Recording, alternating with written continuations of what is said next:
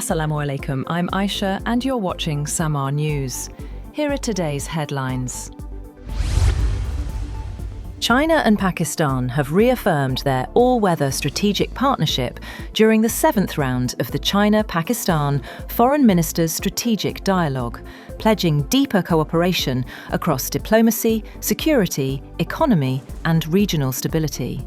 Both sides held detailed discussions on strategic and political cooperation, defence and security, economy, trade, investment, and cultural and people-to-people exchanges, while also reviewing regional and global developments of mutual interest.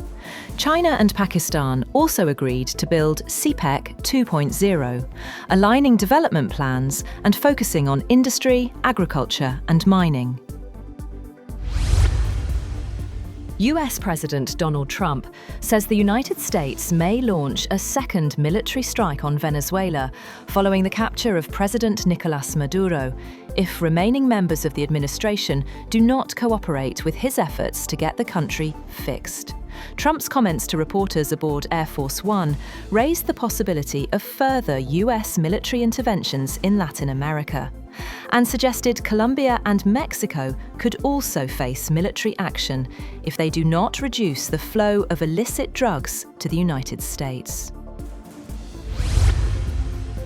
Chinese Foreign Minister Wang Yi has said that Beijing cannot accept any country acting as the world's judge after the United States captured Venezuela's President Nicolás Maduro.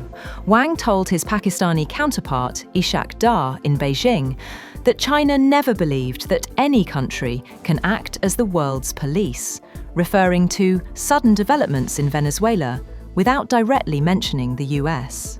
He said the sovereignty and security of all countries should be fully protected under international law.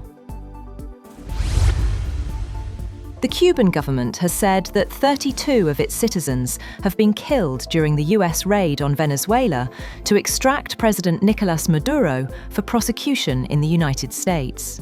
Havana said there would be 2 days of mourning on January 5th and 6th in honor of those killed, and said funeral arrangements would be announced. The Cuban government statement gave few details, but said all the dead were members of the Cuban armed forces and intelligence agencies. The United States may raise tariffs on India if New Delhi doesn't meet Washington's demand to curb purchases of Russian oil. Donald Trump told reporters aboard Air Force One to a question on India's Russian oil purchases that they do trade and the US can raise tariffs on them very quickly.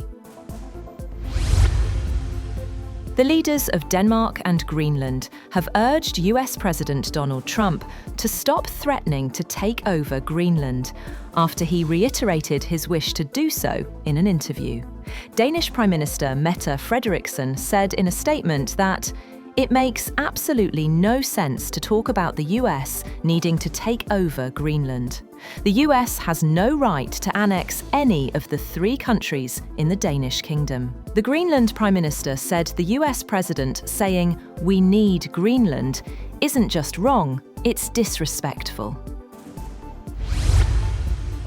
Venezuelan President Nicolás Maduro has been transferred to Brooklyn's Metropolitan Detention Center in New York following a U.S. military operation in Venezuela, U.S. media report. Maduro is expected to face federal criminal charges related to drugs and weapons and will be formally arraigned in Manhattan Federal Court in the coming days. His wife may also face arraignment, though her detention status is unclear. The Metropolitan Detention Center, known for housing high-profile inmates such as Ghislaine Maxwell and R. Kelly, is a high-security facility with a reputation for harsh conditions.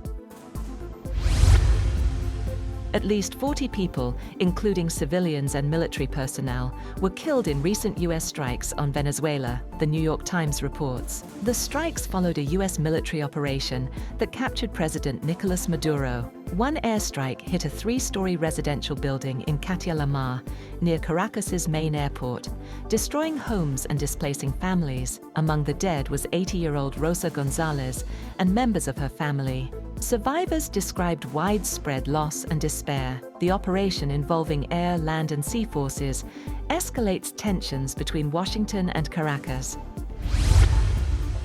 Also, Venezuela's defense minister says a large part of President Nicolás Maduro's security team was killed during the US raid that led to his capture. Speaking on state television, General Vladimir Padrino did not give casualty figures, but confirmed the armed forces have been activated nationwide.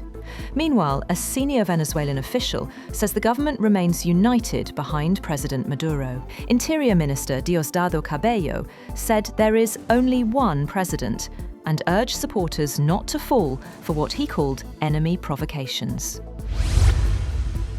Venezuela's acting president, Delcy Rodríguez, has urged citizens to defend national sovereignty after US forces detained President Maduro. Speaking on state-linked Telesur, Rodríguez condemned the operation as US aggression, saying it caused military and civilian casualties, and demanded Maduro's immediate release. Earlier, Venezuela's Supreme Court had ordered Rodríguez to assume the role of acting president to ensure continuity of government and defend national sovereignty during Maduro's absence. That's all for now. For more updates, visit www.samaa.tv. Thank you for watching Samaa News.